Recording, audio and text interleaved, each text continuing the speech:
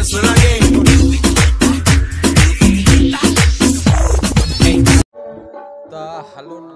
नमस्ते जय जोहर संगवारी। हेलो नमस्ते जय जोहर संगवारी। मैं अमित माधव स्वागत है नया वीडियो में। कैसे हो तुम? ये कोई ब्लॉग तो ना हमारे पास एक रामायण होते गाँव में अगर वीडियो मन ला क्लिप एड करके आपके सामने पेश करता हूँ। अच्छा लगी तो मैं दो चैनल सब्सक्राइब करके चल दूँ जल्दी।